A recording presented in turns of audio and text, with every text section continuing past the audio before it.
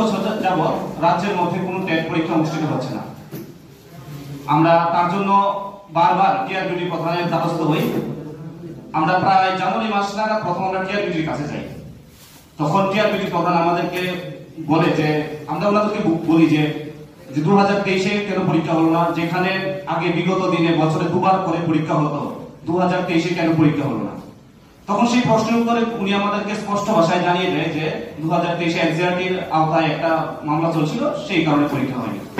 এবং আমরা বললাম যে এনসিআরটির আওতায় যে মামলাটা সেটা তো নিষ্পত্তি হয়ে গেছে, তাহলে এখন তো বললো ঠিক আছে, এখন লোকসভা আছে, লোকসভা পেরিয়ে যাক, তারপর আমরা কথাবার্তা বলবো। দেখলাম কি আমরা লোকসভা পেরিয়ে গেল। লোকসভা যাওয়ার কিছুদিন পরে আমরা আবারও টিআরবিটি প্রধানের কাছে যাই। টিআরবিটি প্রধান আমাদেরকে তখন বলে যে আমরা তো চিঠি দিয়েছি, কিন্তু ওনারা বললো যে সামনে পঞ্চায়েত ইলেকশন আছে, তো এখন কোনো সুবিধা দেওয়া যাবে না, এখন কোনো পরীক্ষা অনুষ্ঠিত করা যাবে না রাজ্যের মধ্যে। ঠিক আছে চলো, পঞ্চায়েত ইলেকশন গেল। পঞ্চায়েত ইলেকশন করে আমরা আবার গেলাম টিআরবিটি প্রধানের কাছে।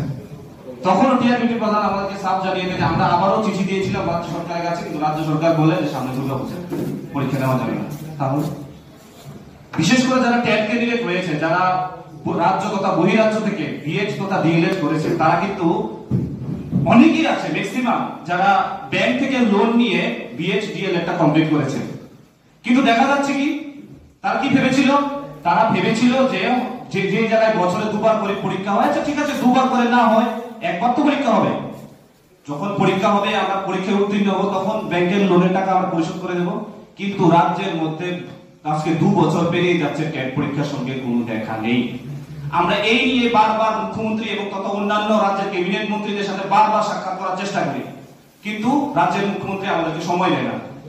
আমরা তখন বললাম যে রাজ্যের মুখ্যমন্ত্রী আমাদেরকে সময় দিচ্ছে না, কিন্তু রাজ্যের মুখ্যমন্ত্রী সময় দিচ্ছে কোথায়, বিয়ের অনুষ্ঠানে।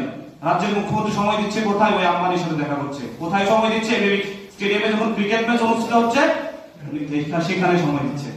আর যারা টেট পরীক্ষার জন্য মুখিয়ে আছে, তাদের সঙ্গে দেখা করার ওনার বিন্দু মাত্র সময় নেই। এখন তারা বেকারদের ভুলে গেছে। বেকারদের কথা মনে ছিল কখন, যখন 2018 সালে নির্বাচন আগে, ওই মুহূর্তে তাদের বেকারের জন্য খুব দরদ জেগেছিল। আজকে তারা বেকারদের ভুলে গেছে। আমরাও বলে দিতে চাই, ওই দিন মুক্তধারায় আলোচনা করেছিলাম যে আপনারা যেভাবে বেকারদের সাথে চিনিবিনি খেলছেন, বেকাররা কিন্তু আপনাদের কিছু ছাড়বে না।